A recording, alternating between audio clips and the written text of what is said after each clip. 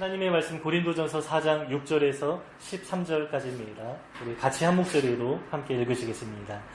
형제들아, 내가 너희를 위하여 이 일에 나와 아볼로를 들어서 본을 보였으니 이는 너희로 하여금 기록된 말씀 밖으로 넘어가지 말라 한 것을 우리에게 배워 서로 대적하여 교만한 마음을 가지지 말게 하려 합니다.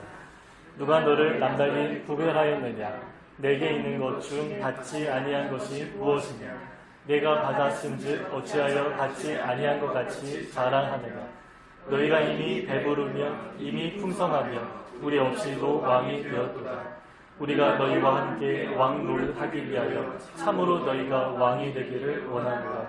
내가 생각하건대 하나님이 사도인 우리를 죽이기로 작정된 자 같이 끄트머리에 두셨으니 우리는 세계 곧 천사와 사람에게 구경거리가 되었노라.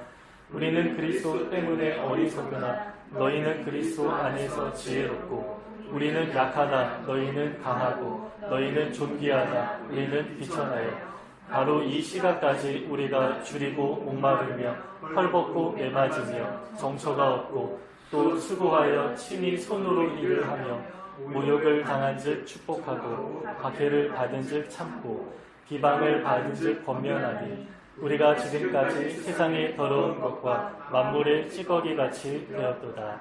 아멘. 우리 지난주에 사역자가 누구인가 말씀 나눴습니다. 사역자는 하나님의 말씀을 맡은 종이고 그 말씀을 맡은 자에게 구할 것은 충성이라고 했습니다.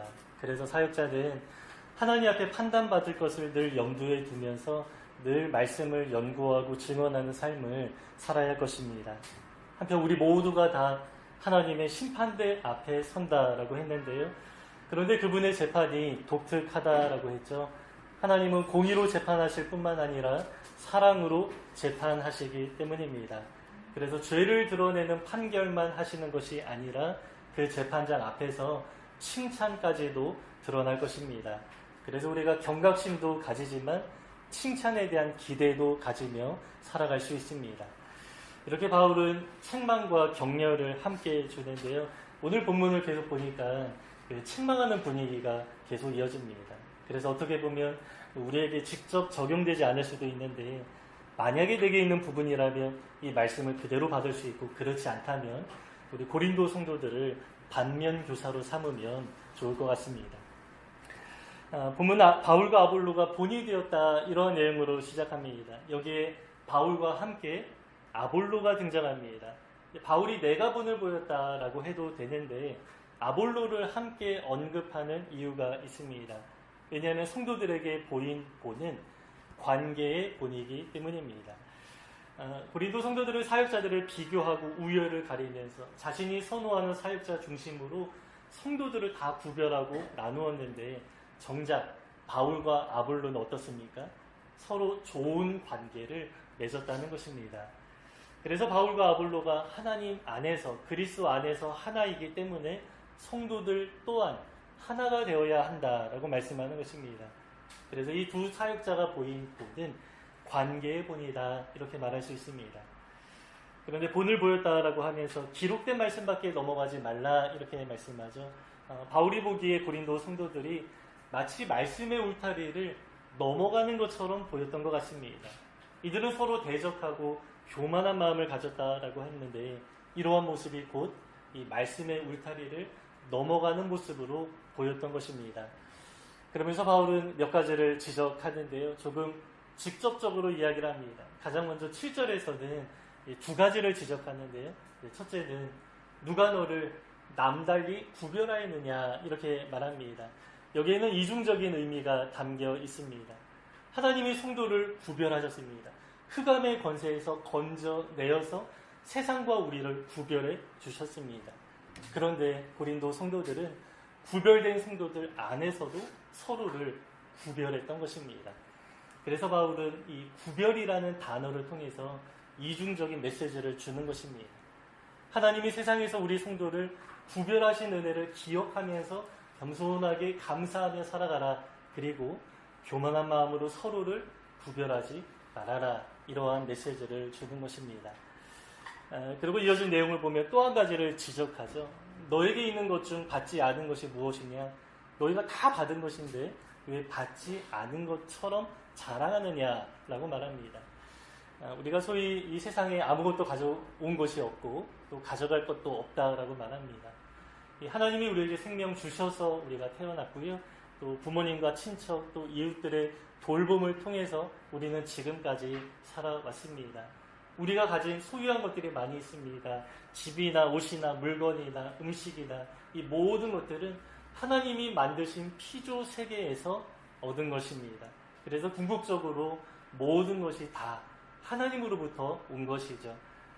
그런데 고린도 성도들은 마치 자기 것이냐 자랑했습니다. 그러면 무엇을 자랑합니까? 지금까지 본 문맥에 의하면 세속적인 이유로 세상의 지혜를 자랑합니다. 그리고 앞으로 볼 문맥에 의하면 하나님이 직접 이들에게 주신 영적인 선물이 있었는데 은사를 가지고 자랑했던 것입니다. 이 모든 것들이 다 받아서 주어진 것인데 내 것이다, 원래 내 것이다 생각하고 자랑하는 태도였습니다. 그러나 우리가 소위 청지기 의식을 가져야 한다라고 말하는데요. 청지기라는 자리는 조금 애매합니다. 청지기는 주인도 아니고요, 종도 아닙니다. 종에게는 맡겨진 소유가 없습니다. 그냥 시키는 일만 하면 되는 것입니다. 그러나 청지기는 스스로 관리하는 사람인데요. 무엇을 관리합니까? 내 소유를 가지고 관리하는 것이 아니라 주인의 소유를 대신 맡아서 관리하는 사람이 청지기입니다. 그래서 소유권이 누구에게 있습니까? 하나님에게 있습니다. 주인이시기 때문입니다. 그러나 사용 권한은 누구에게 있습니까? 자신에게 있는 것입니다. 그래서 청지기는 자신이 임의로 사용하지만 소유권이 주인에게 있다라는 의식을 가지고 이제 사용하는 것이죠. 그래서 내가 사용하지만 이제 사용할 때에 주인의 뜻을 염두에 두고 이제 사용하는 것입니다. 그러나 고린도 성도들은 주인의 뜻과 상관없이 자기 마음대로 사용했던 것 같습니다. 뭐 지혜나 물질이나 은사나 맡기신 분을 의식하지 않고 나에게 이러한 것들이 있다면 마치 이것이 내 것이냐 자랑했던 것입니다. 그리고 이런 것들이 없는 사람들과 서로 비교하면서 자신이 우월감을 갖는 것이죠. 내가 조금 더 낫다라고 생각하고 행동하는 사람들이었습니다. 이렇게 바울은 두 가지를 노골적으로 지적합니다. 두 가지 내용은 하나님과의 관계, 그리고 사람과의 관계입니다. 성도들끼리는 구별하지 말아라. 또 하나님 앞에서는 모든 것을 주셨다 고백하면서 살아가라, 이렇게 말합니다. 근데 이 정도만 말해도 괜찮을 것 같은데 책망이 계속 이어집니다. 아무래도 이 사태의 심각성이 조금 크게 느껴졌던 것 같습니다. 그래서 우리도 이 바울의 마음을 따라서 나머지 본문을 함께 보면 좋겠는데요. 8절부터 13절까지는 하나의 단락입니다. 여기에서는 성도와 사역자를 비교합니다. 그래서 너희가, 우리가 이러한 단어가 많이 나오는데요. 지금 고린도 성도들의 모습이 얼마나 잘못되어 있는가 우리의 모습을 통해서 드러내는 것입니다.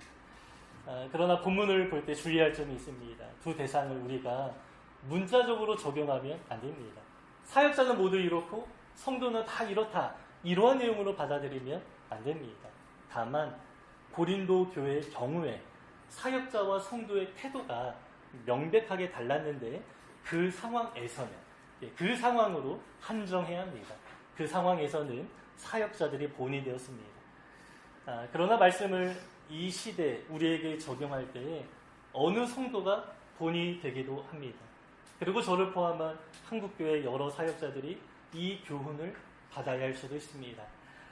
그러니까 우리가 이 말씀을 적용할 때에 사역자와 성도를 구별해서 적용하는 것이 아니라 본이 되는 모습은 이렇다, 그리고 그렇지 않은 모습이 있는데 이 두 가지 모습을 우리가 대조하면서 보면 좋겠습니다.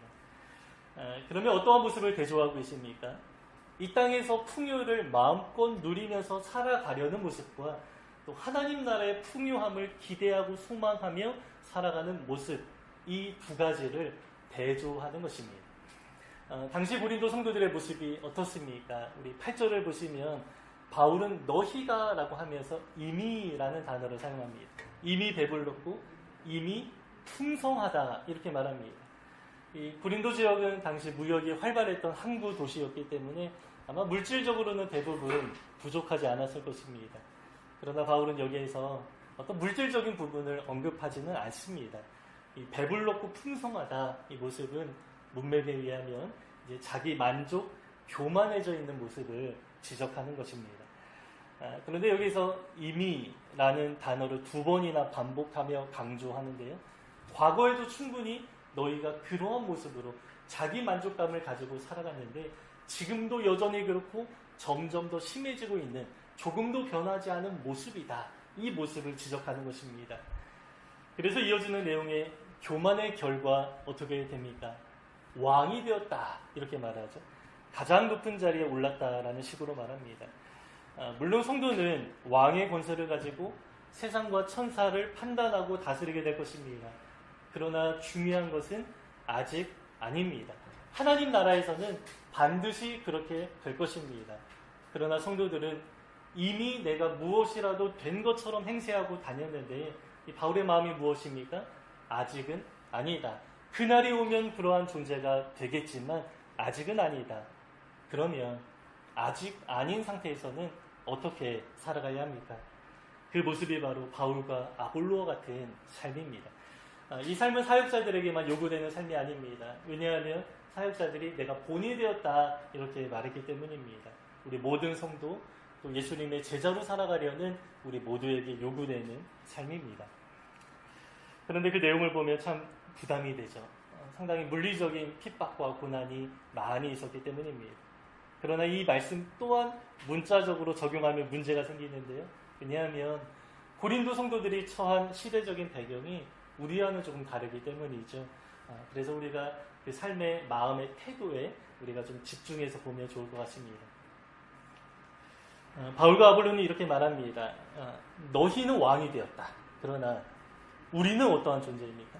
우리는 이렇게 되었다라고 하는데 세상과 천사들 앞에서 구경거리와 같이 되었다.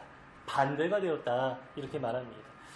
나중에는 바울과 아볼로 또한 왕적인 권세를 가지고 천사와 세상을 다스리게 될 것이지만 지금은 내가 다스릴 그 대상으로부터 구경거리가 되었다라고 말합니다. 그런데 구경거리이긴 한데 마치 죽이기로 작정된 자 같이 끄트머리에 두셨다. 이렇게 말합니다. 이것은 비유인데요. 정확히 로마 시대의 그 사형수에 빗대어 말씀하는 것입니다. 그 당시 사형수는 우리 잘 알고 계신 것처럼 원형 경기장에서 맹수에 의해서 잔인하게 죽었습니다. 그런데 사형을 집행하는 날이 되면 황제는 모든 백성들에게 이 사실을 알리고요. 사람들은 원형 경기장에 다 모여서 구경하는 것입니다. 그래서 바울이 이 상황에 빗대어서 내가 구경거리가 되었고 마치 죽이기로 작정된 자처럼 되었다. 이렇게 말씀하는 것입니다. 세상의 기준에서 볼 때 바울의 모습이 어떻습니까? 바울과 아볼로의 삶은 가장 낮고 초라하고 비참한 인생이다라는 것입니다. 세상의 기준에서 그렇습니다. 그런데 바울은 이렇게 될 것을 알고 이렇게 살아가고 있었습니다. 왜 그렇습니까? 우리 10절을 보시면요. 그리스도 때문에 라고 말씀합니다. 그리스도 때문에 나는 이렇게 살아가고 있다. 그러나 성도들은 좀 달랐습니다. 성도들은 예수 믿으면 지혜가 많아지고 부유해지고 존귀해진다 이렇게 믿었는데요. 물론 영적인 면에서는 그렇게 되죠. 하나님을 경외함이 지혜라고 하는데 지혜가 많아집니다. 또 복음의 풍성함, 이 복음의 부요함을 우리 모두가 누리게 됩니다. 그리고 하나님이 우리를 존귀하게 만들어주십니다. 하나님 나라에 들어갈 때 이 모든 것들이 완성될 것입니다. 그런데 문제는 고린도 성도들이 세속적인 면에서 지혜를 추구했고요. 또 세속적인 눈에 보이는 물질을 추구했고 또 세속적으로 높은 자리를 추구했다는 것입니다. 그러나 바울은 그리스도를 믿음으로 인하여 나타나는 이 세상에서의 그 삶의 모습이 있는데 그 모습이 바로 바울 자신과 아볼로의 모습과 같다라고 합니다. 이들은 예수 믿은 결과 세상에서는 어리석다라는 이야기를 듣게 되었습니다. 세상적인 기준으로 또 약해 보이기도 합니다. 비천한 상황에 놓여지기도 합니다.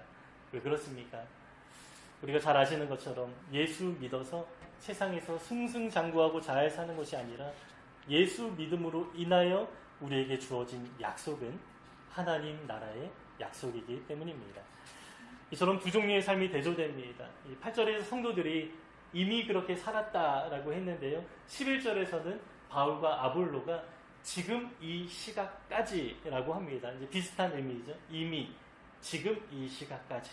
고린도 성도들은 이미 어떠한 삶을 살아가고 있었는데 그 삶의 모습이 변하지 않았습니다. 일관된 모습이었습니다. 그리고 바울과 아볼로도 예수 믿음으로 인하여서 일관되게 지금 이 시각까지 이렇게 살아가고 있었는데 이 삶을 꾸준히 살아왔다라는 것입니다. 그러면 바울과 아볼로가 어떻게 살아왔습니까? 줄이고 목마르고 헐벗고 매맞고 정처가 없다. 이게 참 비참한 인생 같고요. 초라해 보이는 삶입니다. 이렇게 고난도 많았는데요. 오해도 많았습니다. 대표적인 오해가 이 고린도 성도들로 하여금 이 돈을 착취했다. 이러한 오해도 있었습니다. 그러나 바울은 고린도에서 사역할 때 우리 잘 아시는 것처럼 자비량으로 천막 만드는 일을 하면서 사역하면서 사례를 받지는 않았습니다. 그러나 바울이 받은 것이 있긴 한데요. 나중에 나오는 내용입니다.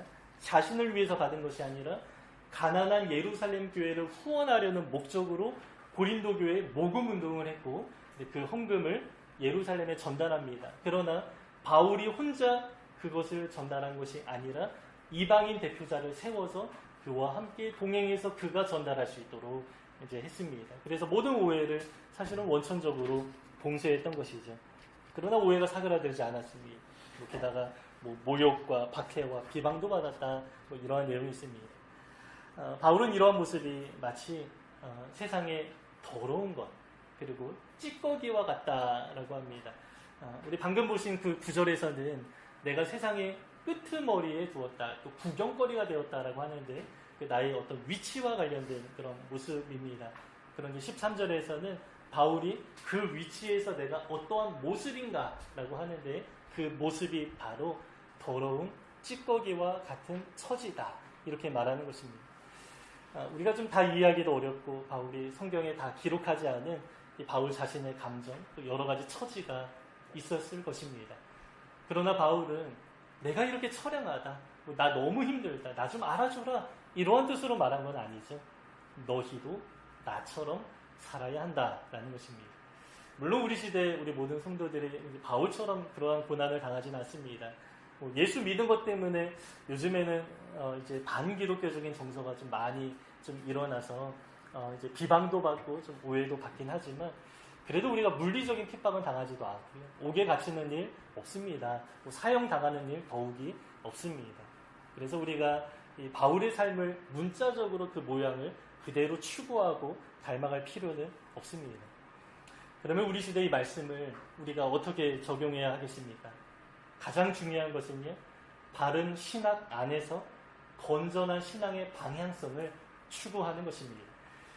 제가 신앙 이야기를 좀 갑자기 꺼내는 이유는 이 고린도 성도들이 배부르고 풍성하고 이미 마치 왕이 된 것처럼 살아간 이유가 있었는데요. 잘못된 신학 때문에 그렇습니다. 오늘 본문에도 살짝 나오는 내용입니다. 임이라는 단어 때문에 그렇습니다. 그러나 다음에 관련된 본문이 나오면 조금 자세히 나누겠습니다. 이들의 잘못된 신학 중에 대표적인 것이 두 가지가 있는데요. 이원론과 실현된 종말론 사상이 섞여 있습니다. 이원론은 영과 육을 분리하는 것인데 육은 우리가 늙어가고 비록 죽을 것이지만 영은 이미 지금 부활한 상태다. 그래서 나의 영은 천사와 같이 이미 부활되어 있다. 그리고 고린도전서 13장에 가보면 이게 천사의 말과 방언을 좀 서로 이렇게 평행해서 말하는데 그게 이제 내가 방언을 하는데 그게 고린도 성도들은 내가 천사와 같은 존재가 된 증거다. 이렇게 잘못 오해하고 있었던 것입니다. 그리고 이제 실현된 종말론이 있었는데 종말이 이미 실현되었다. 그래서 마치 지금 천년 왕국과 같은 아주 신비로운 상태를 우리가 좀 살아가고 있다. 이러한 오해를 하고 있었던 것입니다. 이처럼 고린도 성도들은 이 현실 세계에서 이미 이루어졌다라고 믿으니 미래 약속이 성취될 하나님 나라에 대한 소망은 조금 작아졌습니다. 지금 이 현실에서 이미 받을 축복에 관심을 갖고 살아갔던 것입니다. 지금 우리 시대에 좀 비슷한 신학 사상이 있습니다. 이제 번영 신학입니다. 그동안 제가 너무나 많이 언급한 내용이어서 아마 다 잘 아시리라 생각합니다. 이 번영 신학에서는 예수 믿으면 세상에서 잘 된다, 예수 믿으면 병 낫는다, 예수 믿으면 돈 많이 번다, 이러한 이야기를 합니다. 물론 예수 믿다가 세상에서 잘 되고 병도 낫고 돈도 많이 벌 수 있지만 여러분, 이것은 진리도 아니고요, 모든 성도들에게 적용할 만한 원리도 아닙니다. 이 말이 무슨 의미입니까? 세상에서 잘 살거나 못 살거나 그것은 중요한 것이 아니다. 그럴 수도 있고 아닐 수도 있다라는 것입니다. 우리가 지난주 목요일에 시편 116편 묵상했는데요. 그 시편 기자가 목숨이 위태로운 상황에서 하나님께 간절히 기도했더니 하나님께서 내 목숨을 생명을 살려주셨다. 이러한 고백으로 감사하는 내용이 있었습니다. 그런데 그 기도의 흐름 속에 아주 유명한 구절이 나오는데요.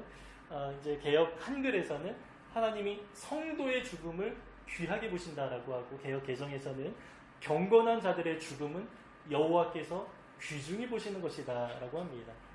이게 무슨 말입니까? 자신은 생명으로부터 구원받아서, 죽음의 위기에서 구원받아서 하나님께 감사하지만 주변에 신실하게 살아가다가 죽음을 경험하는 사람들이 있는데 이들에 대한 위로 또한 있지 않습니다. 내 경험이 전부가 아니라는 것이죠. 내 생명 구원해 주셨지만 신실한 성도 가운데 비슷한 상황에서 죽는 경우도 있다라는 것입니다. 그러나 그 사람도 하나님이 아주 귀하게 보신다. 이러한 내용입니다. 그 믿음장으로 잘 알려진 히브리서 11장에도 우리 전에 같이 확인한 내용입니다. 비슷한 내용이 있는데요. 가장 처음으로 등장하는 믿음의 사람 두 사람이 대조되었습니다. 아벨과 에녹입니다.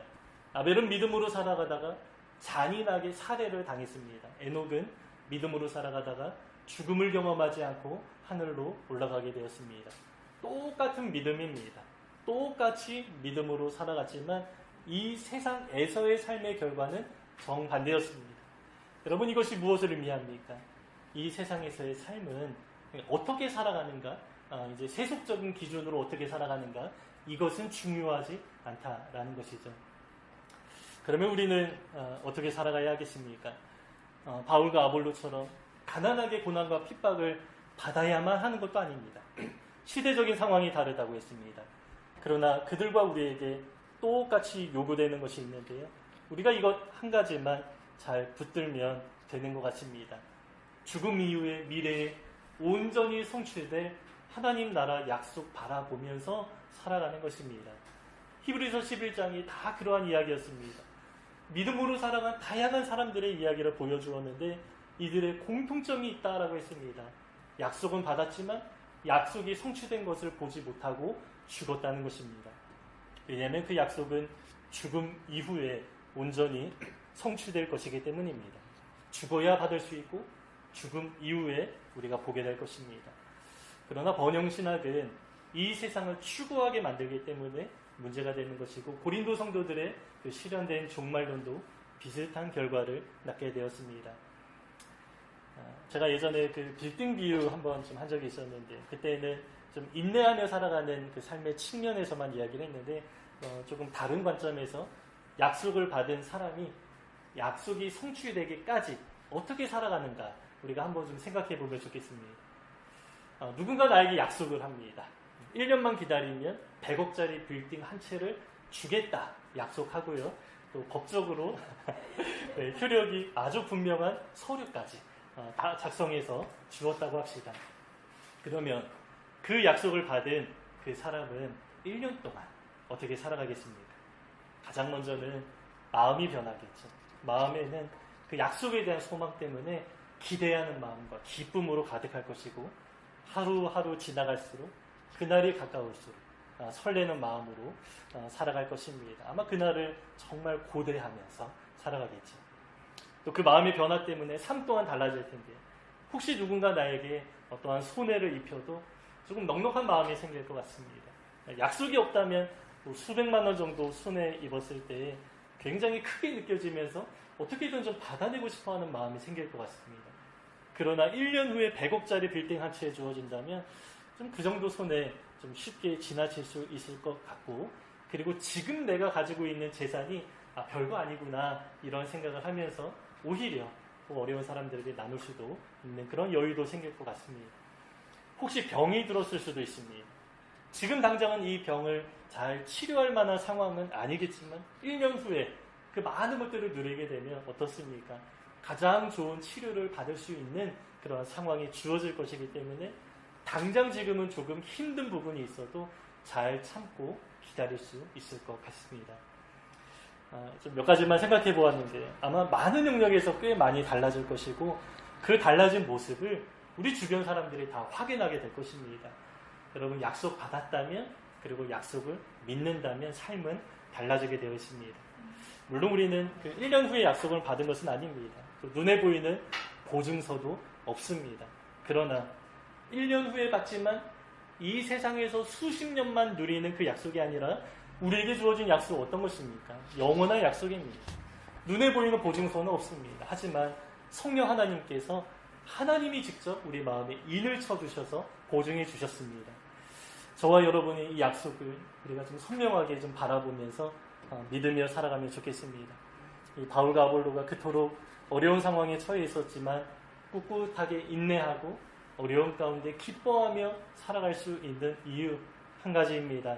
곧 받게 될 하나님 나라의 약속 때문입니다. 이 고린도 성도들은 이미 받았다 생각하면서 지금 이 자리에서 많은 것을 누리는 데 관심이 있었지만 약속이 무엇인지 알고 그 약속을 기다리며 살아갔던 바울과 아볼로의 삶은 달랐습니다. 우리도 이러한 모습으로 살아가면 좋겠습니다. 여러분, 우리가 믿었다면 그 믿음의 증거가 우리의 삶으로 나타나게 되는데 우리 삶을 통하여서 우리 안에 있는 믿음을 증명하며 살아가는 우리 모두가 되시기를 주님의 이름으로 축복합니다. 우리 6절부터 13절까지 같이 한번 읽고 말씀 마치겠습니다. 함께 읽겠습니다. 형제들아, 내가 너희를 위하여 이 일에 나와 아볼로를 들어서 본을 보였으니 이는 너희로 하여금 기록된 말씀 밖으로 넘어가지 말라 한 것을 우리에게서 배워 대적하여 교만한 마음을 가지지 말게 하려 하며 누가 너를 남달리 구별하였느냐? 내게 있는 것 중에 받지 아니한 것이 무엇이냐? 내가 받았은지 어찌하여 받지 아니한 것 같이 자랑하느냐? 너희가 이미 배부르며 이미 풍성하며 우리 없이도 왕이 되었도다. 우리가 너희와 함께 왕 노릇하기 위하여 참으로 너희가 왕이 되기를 원하노라. 내가 생각하건대 하나님이 사도인 우리를 죽이기로 작정된 자 같이 끄트머리에 두셨으며 우리는 세계 곧 천사와 사람에게 구경거리가 되었노라. 우리는 그리스도 때문에 어리석으나 너희는 그리스도 안에서 지혜롭고 우리는 약하나 너희는 강하고 너희는 존귀하나 우리는 비천하여 바로 이 시각까지 우리가 줄이고 목마르며 헐벗고 매맞으며 정처가 없고 또 수고하여 친히 손으로 일을 하며 모욕을 당한즉 축복하고 박해를 받은즉 참고 비방을 받은즉 권면하니 우리가 지금까지 세상의 더러운 것과 만물의 찌꺼기같이 되었도다. 아멘.